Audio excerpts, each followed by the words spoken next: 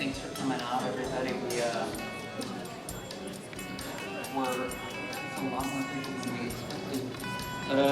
So thanks. That's a Herculean effort to get everybody out. It's chilly. It's March right now.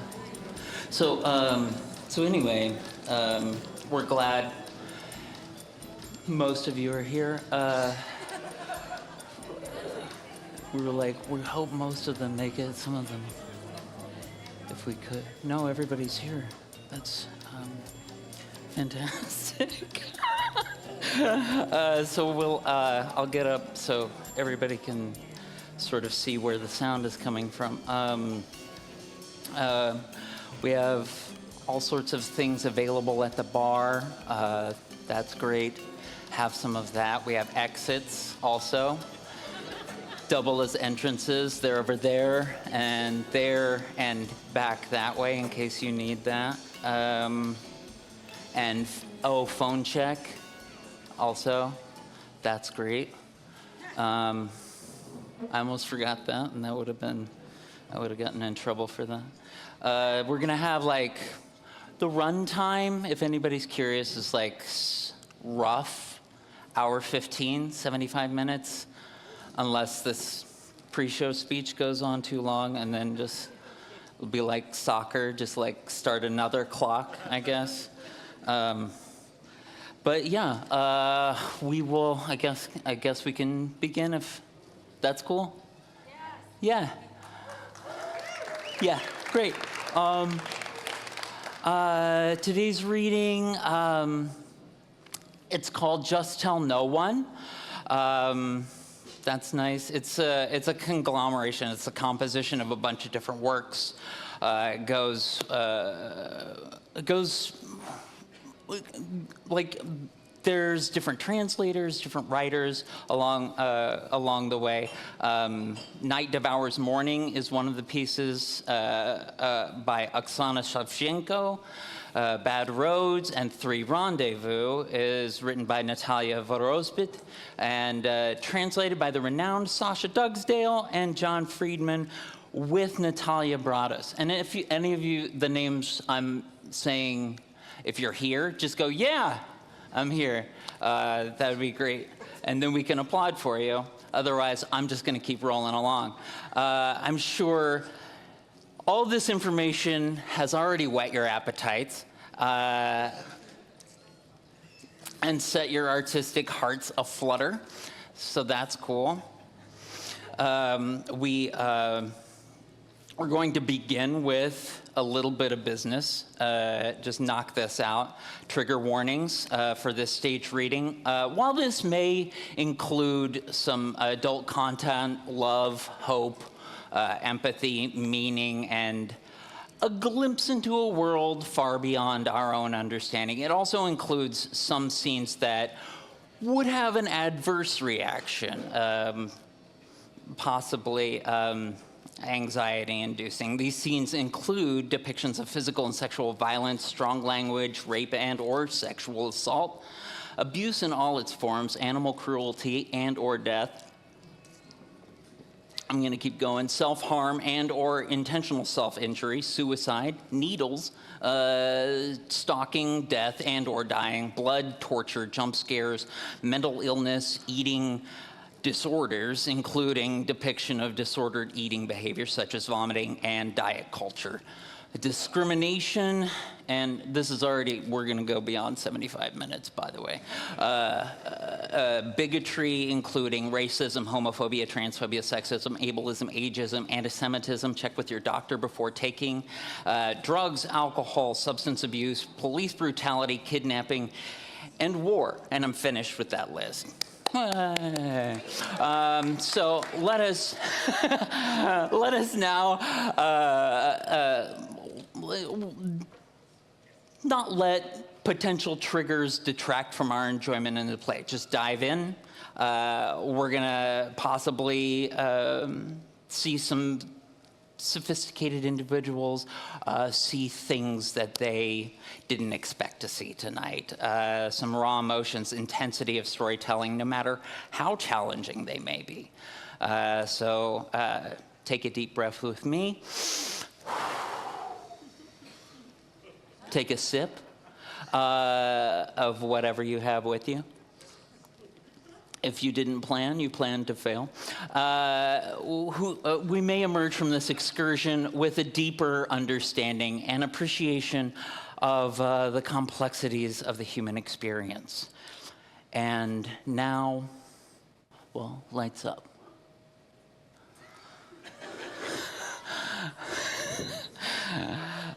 This is Just Tell No One. I will never tell you about it, and don't you tell me. I saw us struggling up from beneath the soil. We push with our feet, we scratch with our hands, a nail breaks. I don't know if it's yours or mine.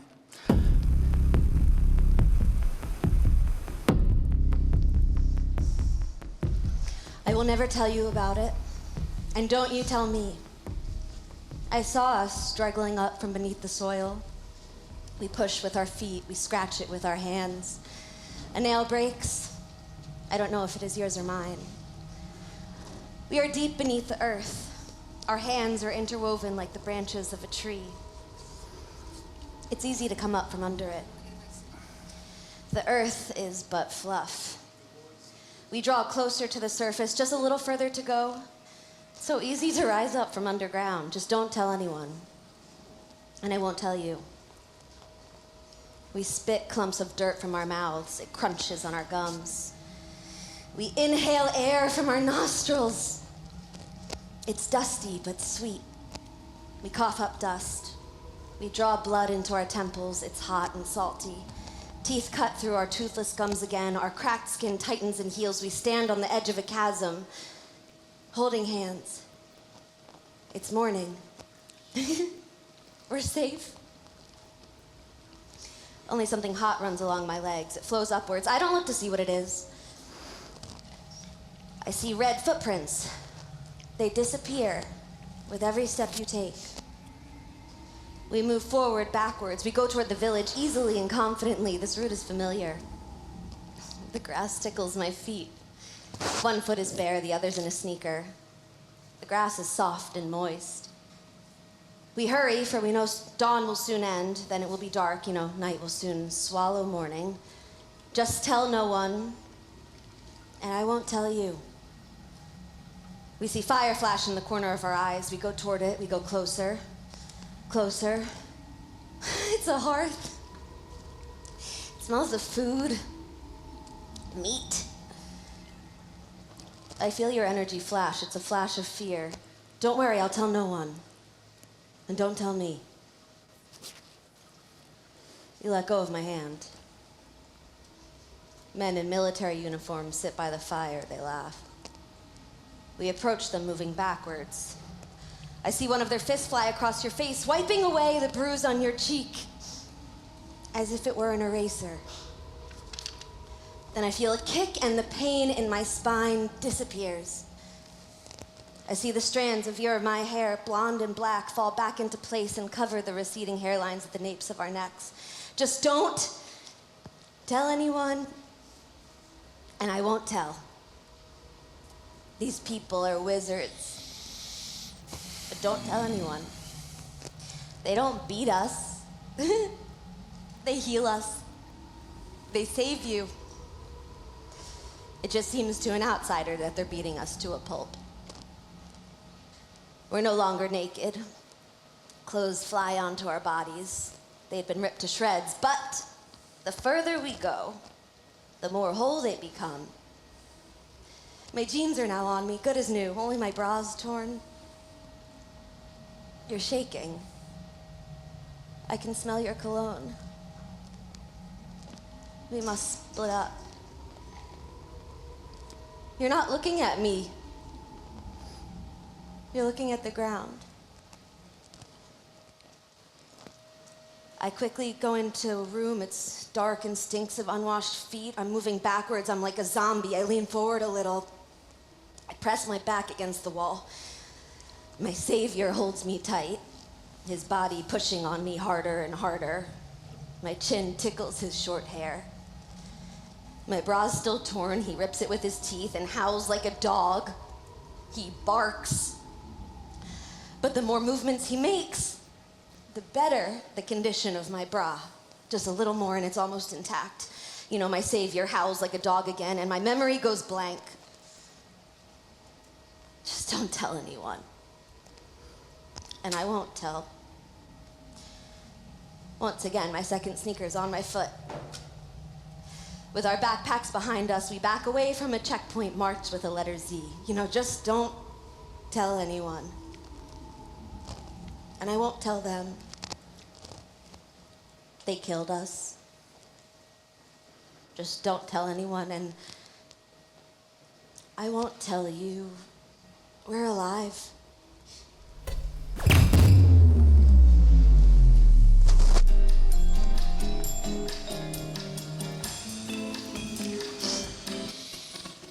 Okay, that was, I thought that was my part. So it's a reading, and we're just kind of making our way through this. That's Erik. Is it Erik? Thanks. Can we just?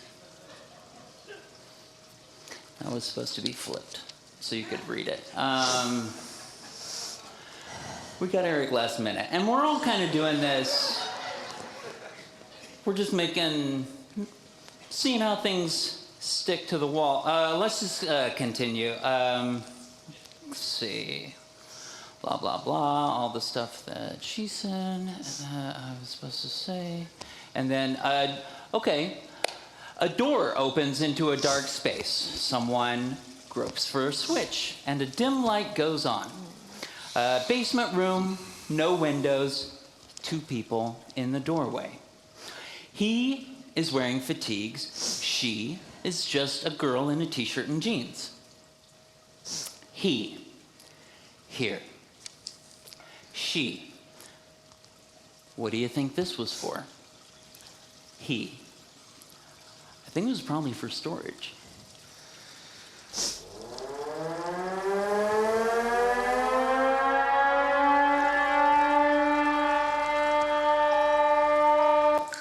Here. What do you think this was for? I think it was probably for storage. What they used to store here. What they store here now, equipment for a sanatorium. Oh. There's a bath there and some shit here. I'm not sure what that is. Steam treatment, maybe.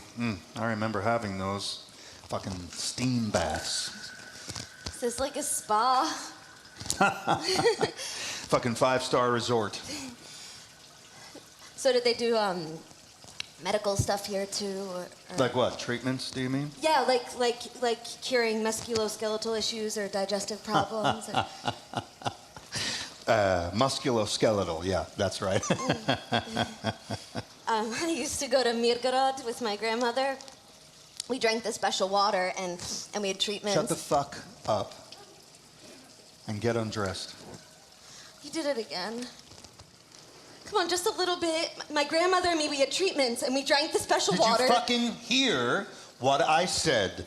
Get your clothes off. Please, can I just tell you how we went on holiday first? Me and my grandmother, I had a back problem, and every year we went to this spa place and had mineral water from this drinking fountain, and I had to wear a corset. Were you trying to make me sorry for you? Well, you are human. I'm an animal. You're a human. You had a steam bath. You must have had a sore throat. You must have hated it. Yeah, you'll have a sore throat soon. My prick will see to that. Let's not do that today. Please. I'll get used to it. Tomorrow I might be begging for it. I don't give a fuck when you're begging for it. I like it when you're howling. He hits her in the face and she screams and cries even harder. See how that turns me on? Touch it. Feel how hard I am. Feel it in your mouth. He pushes her down onto her knees and forces her head in between his legs. She's crying so hard, she's gasping for air. Give us some steam action then, you cunt. Weren't you a kid once, too? Why are you like this? I wasn't a kid. I was a little shit, and now I've grown up. I'm the full packet. The biggest shit. You're not. You're a good man. Are you having a laugh? I'm a psycho. I like hurting things. I'm a sadist. But isn't it hard to live like that? You sorry for me? Yes. Suck me if you're sorry for me. I don't feel sorry for you like that. More like human compassion. Suck me then. Mother Teresa. I'm sorry. I'm sorry. I want you. I really do. Only I just feel really bad right now. I've got a lot on my mind.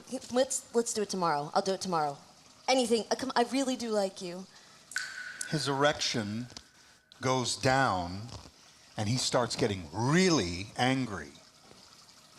You a fucking lunatic? Or maybe you're some frickin' Buddhist or something. Okay then.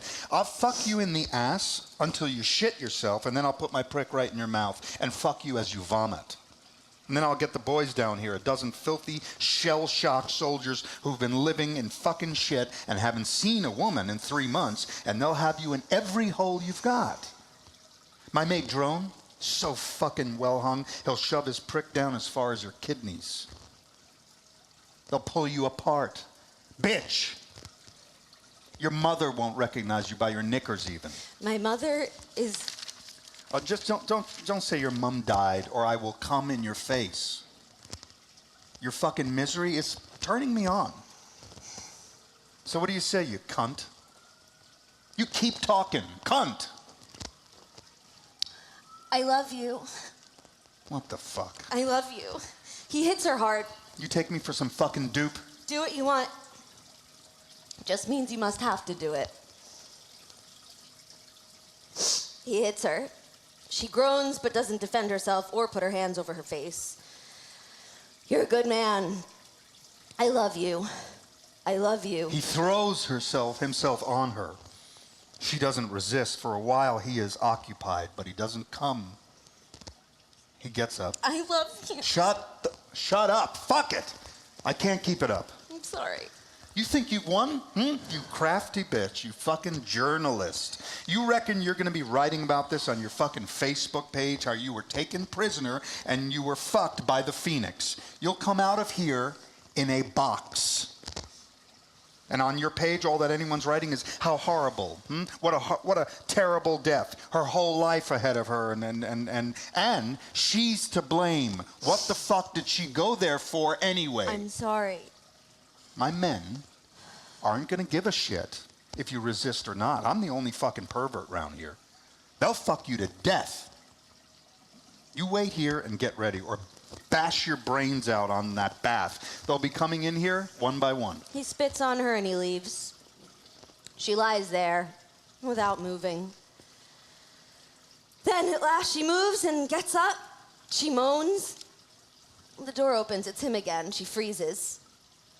He comes over to her and urinates on her. Then he leaves. She lies there a while, then gets up, sits, and howls in horror. The door creaks. She looks at the door.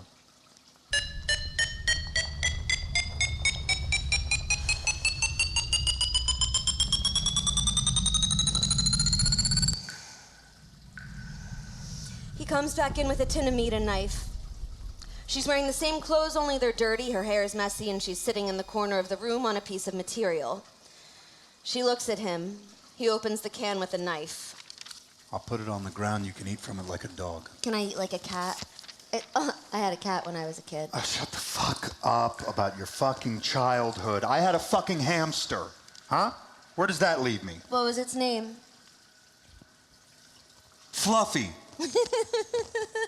Bit me on my finger and I ripped his teeth out. Then his paws.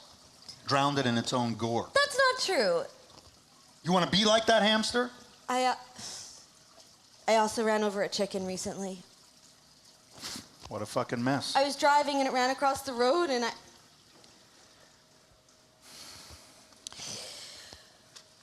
freak? I stopped, I got out of the car, I went into the yard. What yard? The one that the chicken ran out of. The fuck? To say that I'd killed it. Did they tell you you were a freak? No, they told me to pay 200 griven. Right. They got you were a freak straight away. A kilogram of chicken is only 50 griven, just the meat. So a whole chicken isn't worth more than 30. I killed it, though. Yeah, makes you a murderer, baby. Yes. What if, like, I went into the front yards of all the Ukrainians I've killed? I'd be like, I killed your son. How much did he weigh? And how much per kilo? What price would you put on a kilo of your lot? 1,000. You having a laugh? If good quality chicken costs 50 a kilo, then a fucking disgrace of a Ukrainian is 25.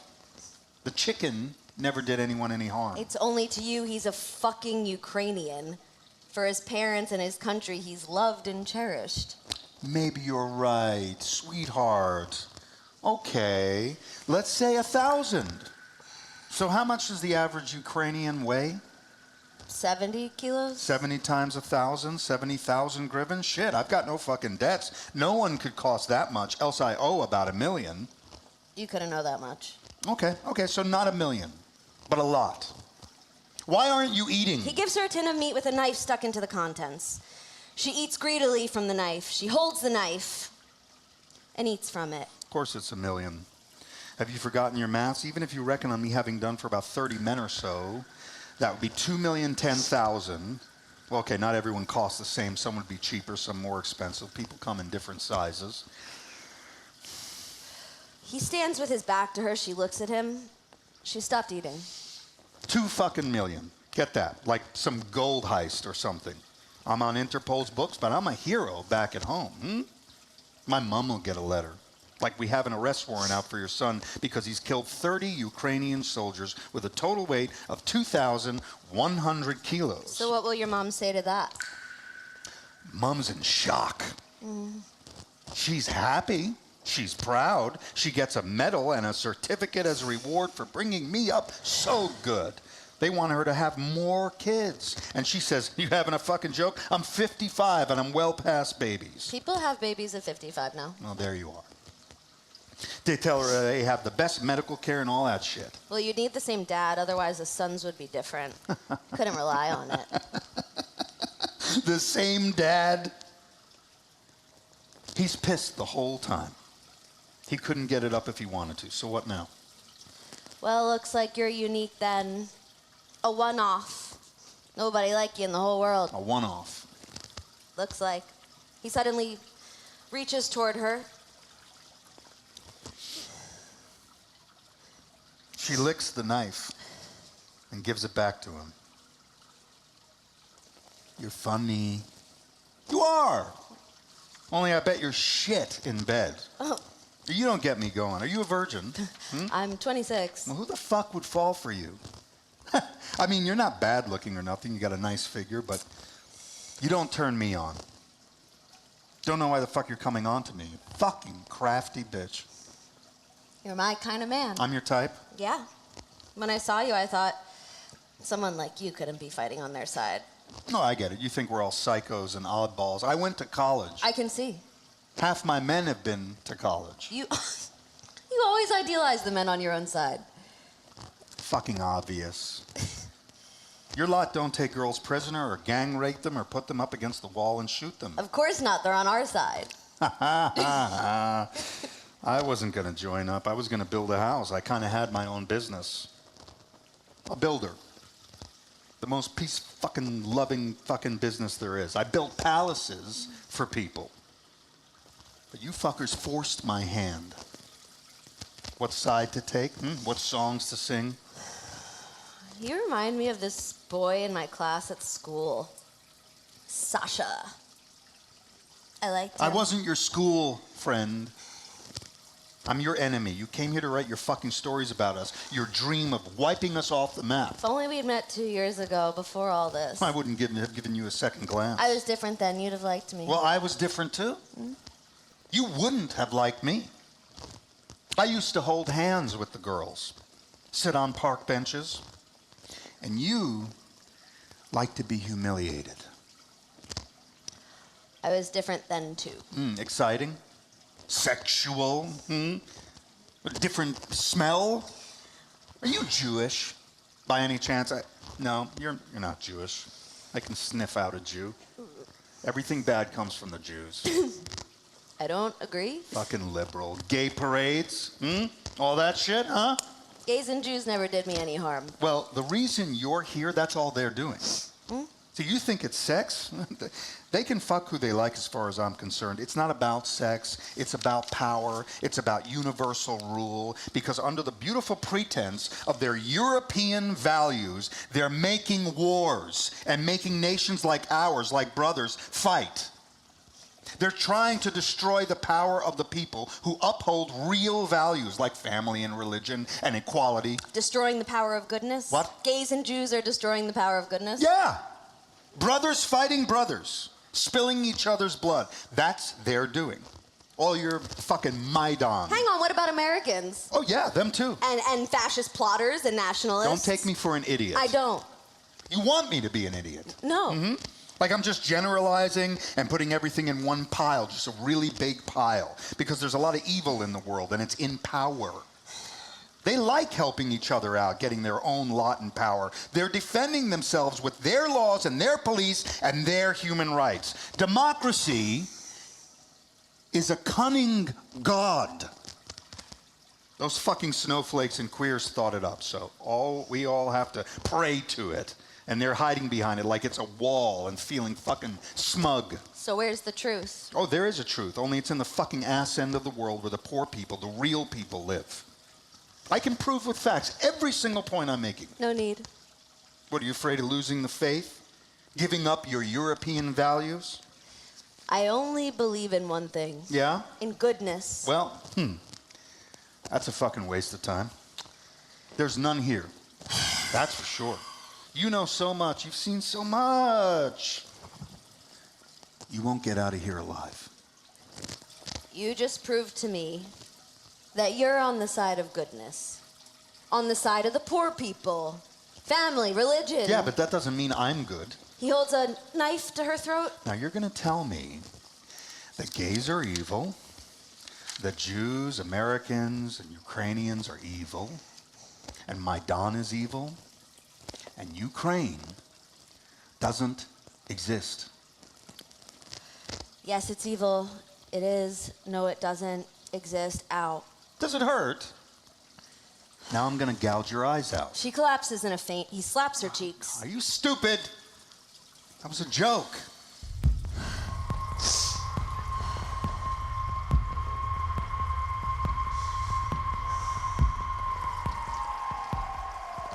He comes in with a pail of water and a jug. I'm going to wash you. You're covered in piss. Okay. Get undressed. She obediently gets undressed. He watches. I can do it myself. Leave it.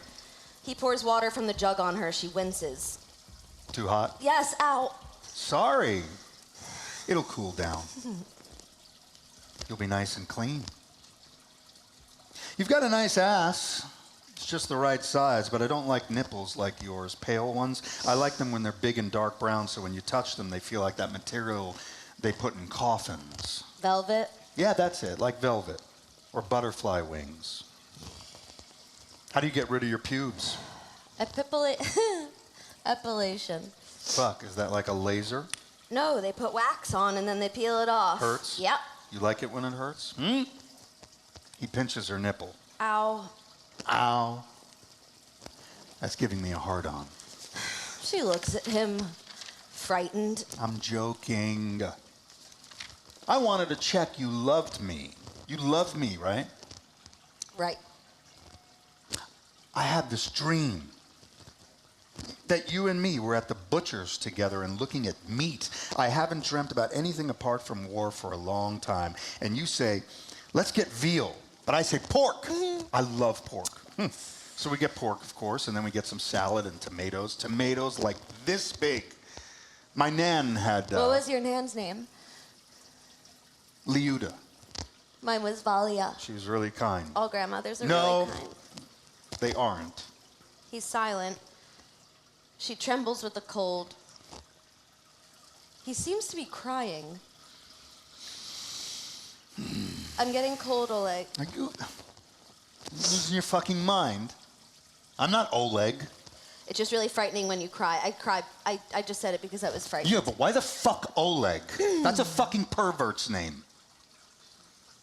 My name is Stas. Mine is Yulia. I know. I've got your papers. Yulia. Yulia. Get some clothes on, Yulia. Here. He gives her a set of men's fatigues. The smallest there was. She puts them on. You become an animal. Me? No. Me. See stuff you never wanted to see. Even death. Death, you know, like death can be easy. We're kind of used to death being like the fucking be-all, like the height of terror. You never forget the first time you see a mate killed in action, but you can take a ring off the finger of the 10th. I didn't take the ring. I just mean you're not shocked anymore. You're just happy it wasn't you. Then you can't even feel happy because you can't feel anything anymore.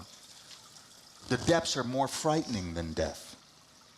You look down, you think you've seen the lowest point, but you're fucking mistaken. There's another lower point under that one. And then another. And under that, there's a dead comrade with his eyes gouged out. Who did that to him? A person? Another human? And then you go and eat. You eat meat from a can and you think, the next prisoner I take, I'll gouge his eyes out. Alive. You get me? Yes. You don't get fuck. And there's no way back. I know a way back. What the fuck do you know? You couldn't even get out of here and the door's open. I know. Well, then fuck off. There's no one else around apart from us. Go. I'm not going without you. Where are you going with me, crazy lady? I don't know. Anywhere. I'm sick in the head. Get out. Go on.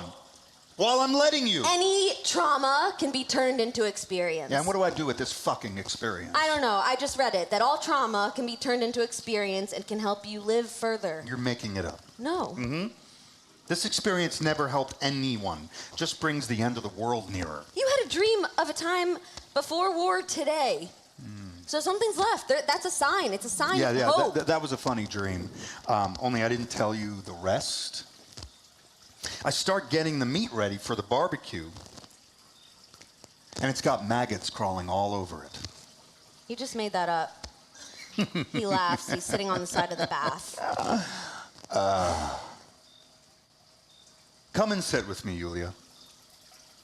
She sits by him. He looks at her. Like a park bench. It's more like a wall. A bench is a bit wider. You're right, like a wall. He puts his arm around her shoulders. They sit like that a while. Hope. Was that it? Yeah. Idiot. We gonna kiss too? Okay. He kisses her. Long kisses with pauses between them. He strokes her shoulder. They sit like this, kissing like lovers on a park bench or a wall in a small town. On their first date, straight from the cinema. Mm-hmm. I'm not even going to touch your breasts. You like that? Yeah. Can you hear? What? Cicadas. Yes. Fucking amazing. Wait there a moment. Okay. She gets up and goes behind him. Don't look, okay? I won't. She picks up a brick. I'm so scared of you. What?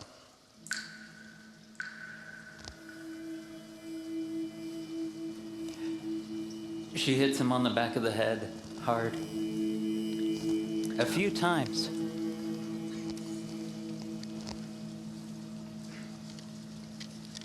Less than a handful. He falls into the bath. She spits on him without any force, a girl spitting, a comic moment in a tragic scene. Then she urinates on him with her legs up on the sides of the bath. Then she sits for a while, and cries.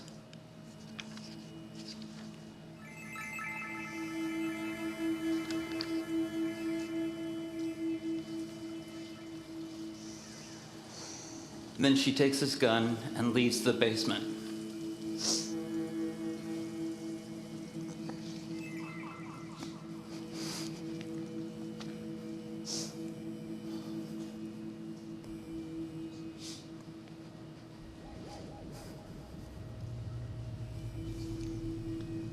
Before the war. Hello? What do you want? We don't open the gate to people from the road. Were you raped? I can call the police. No need. I ran over your chicken. So? It's dying. And what do you want from us? Vasya! Vasya! Come here. Hey, this girl says she ran over our chicken and she's crying. What do you want? Well, I was just driving and it threw itself under the car. Well, what are you saying? It sounds like a primer kamikaze chicken. What the fuck? More like you were driving, you weren't looking where you're going, you're driving too fast. Well, it's dark and it came out suddenly. So what do you want from us now? You run our chicken over, then you come here, you want me to thank you? No. I know I can't bring back the chicken, but I'm happy to pay for it. What's a fucking circus? Wait, which chicken was it? Vasya's wife opens the door and goes out into the road. She returns with a dead chicken. Ah! It was our little layer. Oh my God, I am so sorry. Oh my God, what a nightmare. I've got a parrot at home myself, so. Oh my, look, it's still moving. It might be still alive. Let's take it to the vet's. Only put it in a box so it doesn't get blood on my car seat. Vasya exchanges glances with his wife. Vasya leaves and returns, but with an axe instead of a box. He puts the nearly dead chicken down on the path. He chops its head off, pulls it out of a misery. But what if it could have been saved? All right, you put a bandage on it, push it around a wheelchair, take it for a sanatorium run. Yeah. The girl's very stressed. She's never seen a chicken being killed before. She weeps bitter tears. Yes, I see. How much do you want? I don't know. Vasya. She was a good layer. 100 griven and get going. Vasya! God, I don't know. How much then? I've never sold a chicken like this before. 200. Okay, hang on. Vasya and his wife watch her open a pretty bag and get out a pretty purse and open it. But it is empty. Oh, goodness, I haven't got any cash. Oh, I bought some honey. Only I got a card. Oh, Vasya, do we accept credit cards? No, I don't think we do. This is so embarrassing. Is there a cash machine anywhere nearby? Oh, she's having a laugh. She's having a God, laugh. I'll bring the money tomorrow. I see. Yeah, she'll bring it tomorrow. But this is some kind of a scam. Go on with you, girl. Go. Let it keep you awake at night. I'll go now. I'll get some money out in town, and I'll come back. 200? The girl knocks on the wooden gate. Well, look at that. She's back. Of course I am. I made a promise. These days, everyone makes promises, but no one keeps them. Starting with the president, right on down with the rest. Who's that? Who's it? Well, it's her. It's me. Here. Man gets out. She gets out 200 griven. They look at her. I already plucked it. I thought we would have enough for borscht, but you flattened her. And I couldn't do any more with her than just feed her to the dogs. Oh, how horrible. Well, it's not easy when you're poor. She laid upward of 30 eggs a month, like a golden goose. She was like a golden goose. A dozen eggs is about a 30 griven. So we are going to lose about 100 a month. Take that for the year, and we are losing 1,200 griven. You know, she could have lived for about 2 years. So that is actually it's 2,400 griffin. 400. Yeah. Oh, What's is it yeah. 400? I don't think, I haven't got that I mean, you would much. think that she was just a simple chicken. Right. But no. She was keeping a whole family alive. You know what? I've got 1,000 here. Of course, I never imagined that a chicken could cost You know what? I 1,000 used to griffin. talk to her. Not with the other chickens, but I did with her. She was more than just a chicken.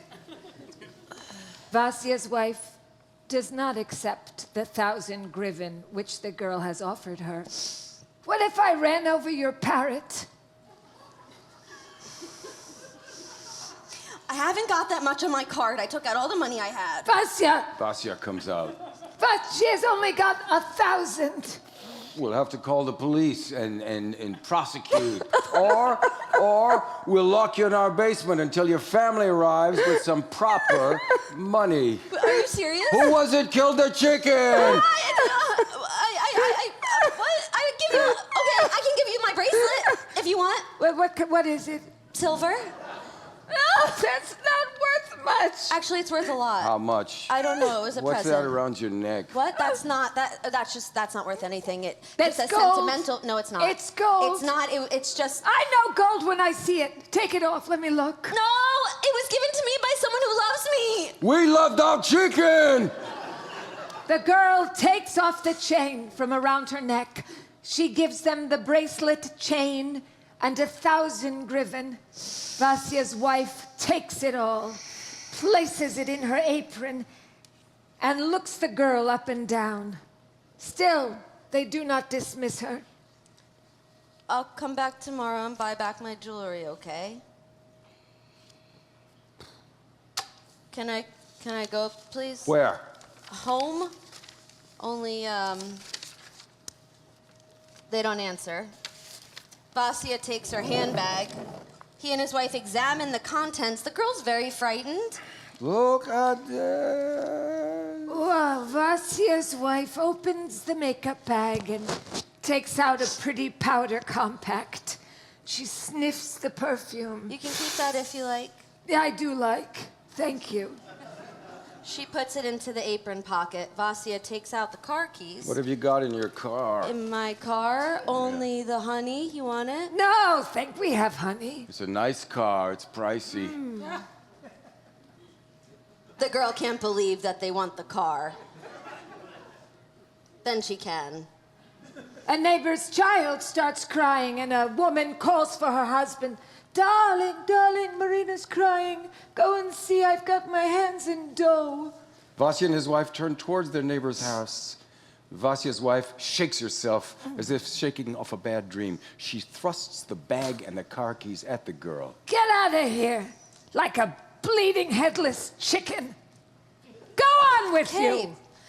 Don't tempt us. She pushes her away with force and shuts the gate behind her. Vasya! God damn. Okay. Hold on. Sorry, I didn't know you. Wasn't expecting you at all. Of course. Won't come up. Yeah. 18? Yeah. 18. Just a second. I'm almost It's there. okay. 12, 13. Yeah, right there. Yeah. At the bottom? Yep. Okay, great. Yep. That's me. A checkpoint, right? A little way back from the front line. Next to a bombed out petrol station. A car traveling in the direction of the front line stops at the checkpoint. An armed soldier wearing glasses checks the driver's documents. Passport. Soldier 1 waits patiently. The head teacher offers his documents. Soldier 1 scans them. He lifts his eyes to look at the head teacher. Helena? I'm sorry? Helena Sergeyevna, born 1975. Is that correct? Oh, goodness. Oh, that's my wife. Perhaps you've got her husband's passport as well?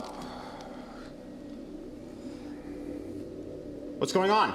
I don't understand. So I picked the passport up this morning. It was on top of the fridge, and I thought it was mine. Step out of the car. Oh, my goodness. Maybe you could ring my wife. She can confirm. Have you got your license? Well, it was in the passport. It's not here. Well, no, that's my wife's passport. Oh, goodness. Can I call her and you speak to her? She can confirm it all. That's all we need.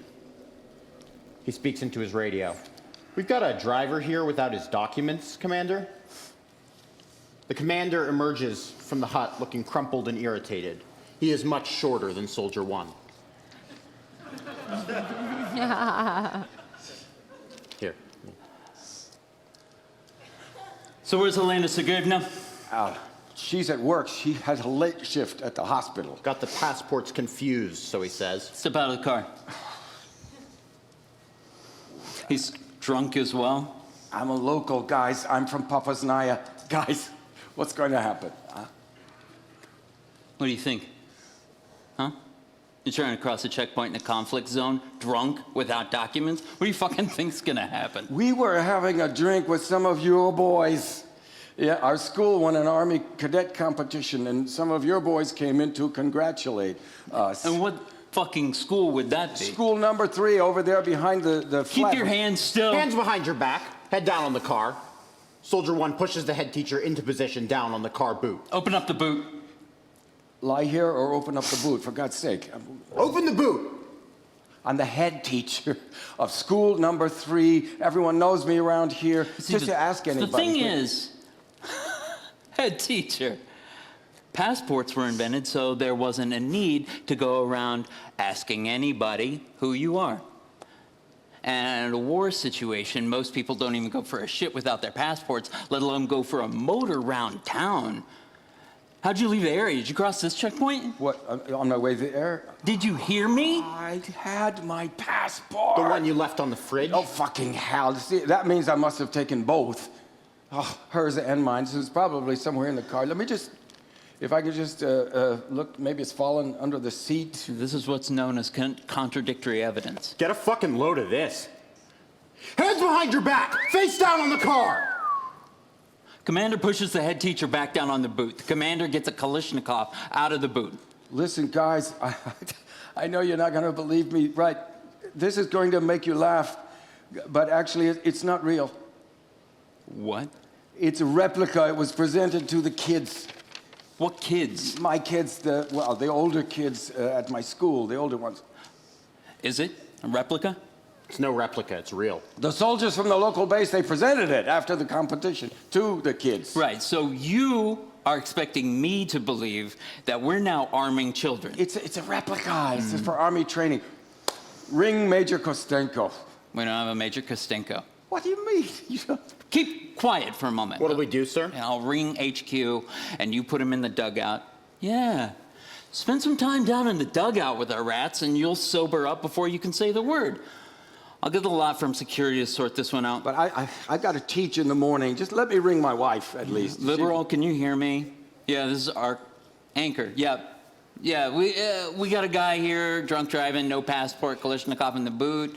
He says he's a head teacher, making confused statements. Yeah. Major Kostenko, you know him? Who the fuck you fighting for? What? He's bald. He's missing a finger, Kostenko. Who's got a finger missing? No one. Who are we fighting for? All right, boys. Lead me to the dugout. Do what you want. I'm guilty. Only let me just call my wife.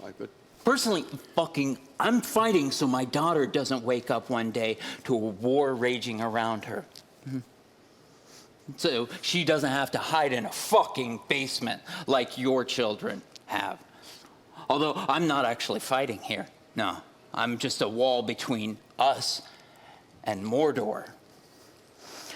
But I'm gonna stand here and hold my ground until the last. And I won't give in, huh? And I'm also standing here to make sure that some drunken head teacher can't drive around with Kalashnikovs around the place, to make sure that teachers like that aren't let anywhere near children. Who knows what the fuck you're teaching them? Which country you love? What flag you're traveling under, huh? What am I fucking fighting for? I'm sober now, honest. I am. With our backpacks behind us, we back away from a checkpoint marked with a letter Z. You know, just don't tell anyone. And I won't tell them. They killed us. Just don't tell them. And I won't tell you we're alive. Oh, Tanya! Tanya Marchenko! What? A girl from, she just looked out from the dugout. It was one of my 8-year students. Yeah, she, Tanya! She'll confirm that I am who I say I am. She's gone now, but she's... What the fuck is she doing here? Lessons. What else would she be doing? We have a school kid in all our dugouts. You need to drink less. No, but I saw Tanya. I'm sure. Where should I take him? Send him home, sleep it off. All his wild dreams. Tomorrow morning, he can present himself with the passport. And if you don't come, we'll find you. Are you letting me go? You sure? The fuck out of here. Leave the Kalashnikov and the passport. Come back in the morning and we'll sort it. Just find Major Kostenko and he'll... Just get the fuck out! Why'd you let him go? He had a gun. It was a replica, wasn't it? Really? It looked real. That's what the real ones used to be like. They used real old ones in school. Didn't you do armor training in school? No, I went to the French specialist school. Fucking typical. No wonder the army's in the state it is. I used to be the fastest at stripping down and reassembling them in school. You need a stopwatch? Soldier 1 counts time, and the commander assembles and strips the rifle. Fucking hell. 12 seconds. Used to be 11. Do it again. Soldier 1 counts time, and the commander assembles and strips the gun. 12. Hey, he's coming back.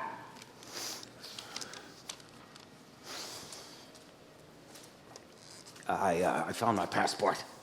It was under the seat. It had fallen down.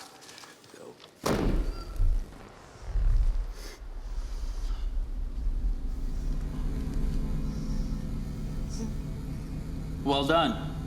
Off you go then. Oh, yes. Here. He gives the teacher the rifle. Head teacher holds it immediately and looks quiet, different. He doesn't move. She's an orphan. She Who? lives with her Tanya. What fucking Tanya would that be? Tanya Marchenko.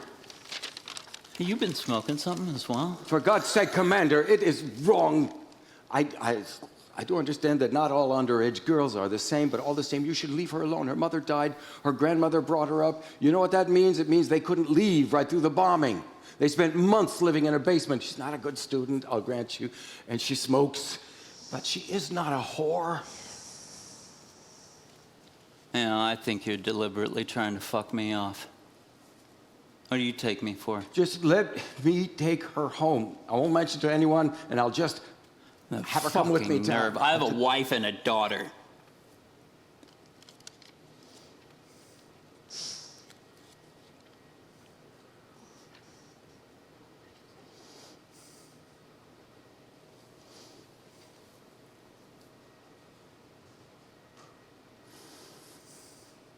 You are the ones with the fucking nerve. What are you doing to us? I will smash your fucking face in. They stand opposite each other, one holding a Kalashnikov replica, the other carrying real arms.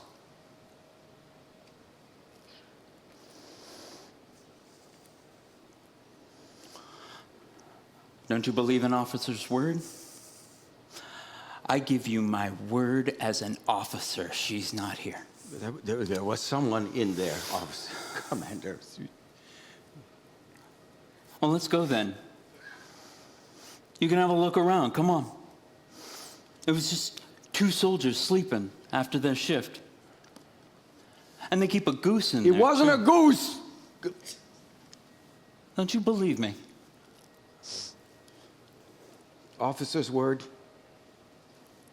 Officer's word.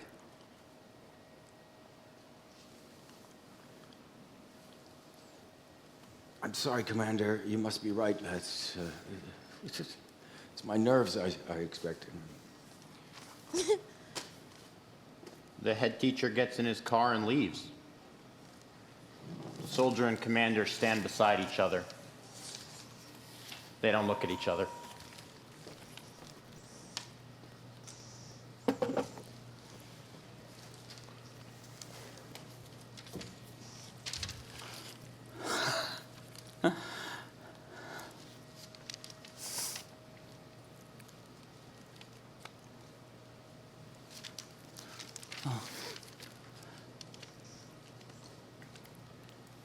Viennese embankment. A pleasant-looking man of about 50, that's generous, admires a beautiful woman and her 8-year-old daughter. She teaches the child to skate, but doesn't really know how to do it herself. They laugh, they fall, they stand up again. The girl tries, the woman demonstrates how. The woman catches the man's eye. He smiles at her. She smiles politely back. Finally, the girl manages to get up on her skates, and she skates off. The girl skates, the wind in her face. She is happy. Suddenly, something goes wrong. The woman screams and runs after her. Passers-by make way. Turn left. Sonia, turn left. Slow down. Man rushes forward and catches the girl, preventing her from falling. As the woman runs towards them, he holds the girl tight, strokes her, and says something soothing. Woman runs up, out of breath, and snatches her daughter out of his hands, holds her tightly. It's okay, she didn't fall. Dankeschön. The woman abruptly takes the child and her skates. She steps aside and says something to the child, looking at the man as if giving him a warning. The man is puzzled by her reaction, but smiles his usual smile.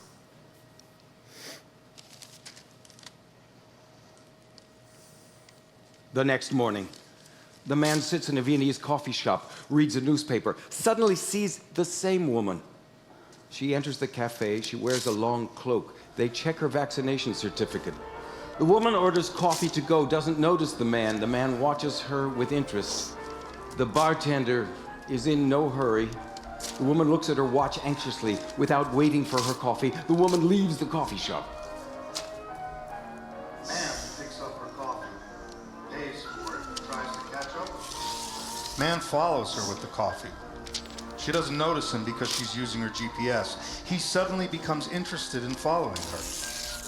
Woman arrives at Schwarzenberg Platz, looks around, locates the monument of a Soviet soldier. The woman approaches the monument, takes off her raincoat, under which there is only a t-shirt. The woman is naked from the waist down. There is blood between her legs. The woman stands before the soldier. Suddenly, she is joined by more women, all naked below the waist, all with blood-stained crotches. They stand and look at the Russian soldier. Passerbys are shocked. Someone takes a picture. Someone passes quickly. The man looks at the woman in shock. He sets down the coffee. He turns, and he leaves quickly.